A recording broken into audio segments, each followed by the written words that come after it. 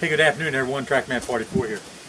Speaking of 44s, I'm going to go ahead and see what this old 44 special is going to do for us. I don't expect a whole lot of response out of it this time, because the only one thing I've done is I noticed that there wasn't very much fuel coming out of the fuel line, so I pulled the sediment bowl off, and the sediment bowl was just nasty, and the screen was just completely covered with nastiness inside it. So I cleaned up the bowl, cleaned up the screen, put it back on, and fortunately it's not leaking. So I went ahead and flushed probably a gallon of that old gas, about a half a gallon or a gallon.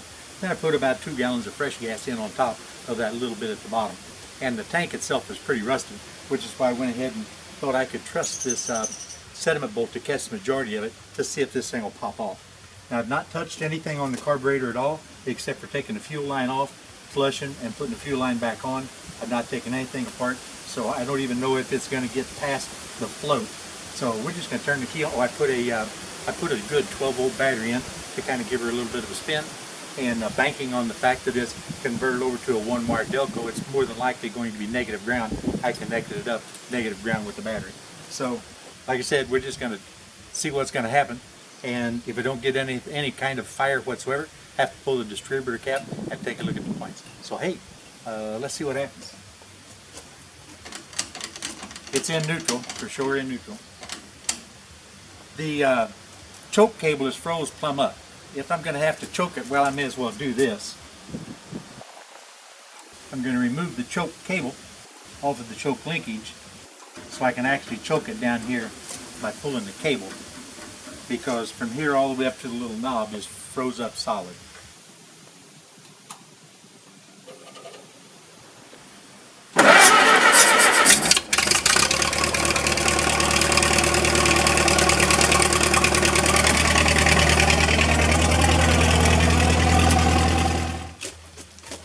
Well, that was a surprise on 2 counts.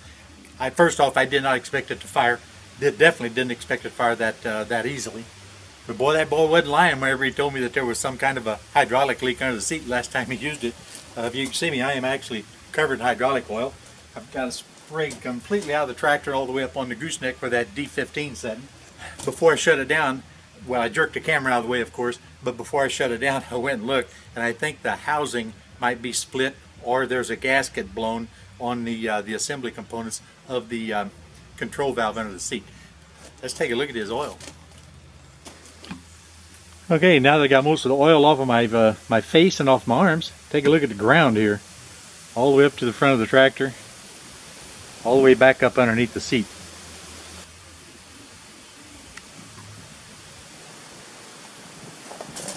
Yeah, I'd say it's got a bit of a hydraulic leak in there.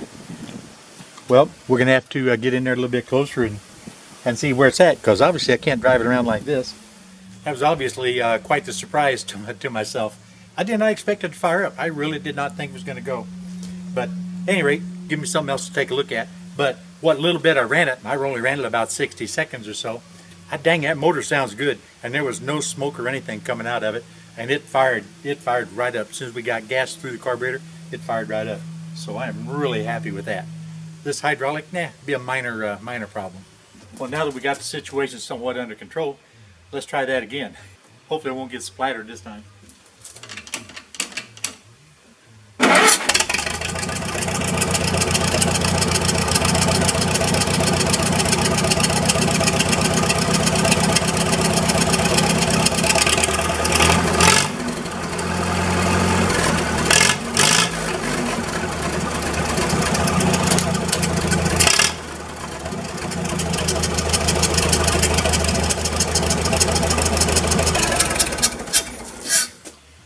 Well, it doesn't sound too bad if I got to say so myself.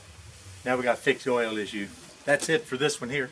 I guess that's the end of the first start on me having this 044 special. Now I seriously don't know how long it's been since it run. The young fella I got it from said he had it running last year, but it had developed somewhat of a hydraulic leak. Didn't really tell me exactly to what extent the hydraulic leak was. Yeah, it's a pretty bad one. And you know, I tell you what I'm going to do.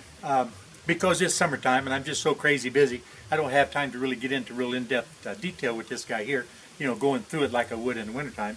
So what I'm going to do is, just to make sure that everything is functioning, next time I get it fired up, I'm going to go ahead and check my battery static voltage, then I'm going to rev the engine up just a little bit, and I'm going to check the voltage, see if the alternator definitely has output and if it's charging the battery. This will be internally regulated, so if it's charging the battery, just putting out higher voltage, what the exact the static voltage is of the battery, I'll know that everything is functioning, and I won't have to worry about it. I can go ahead and run this thing, just like it is until this winter. That having been said, this is TrackMan 44 and the 44 Special, and we are out of here, guys.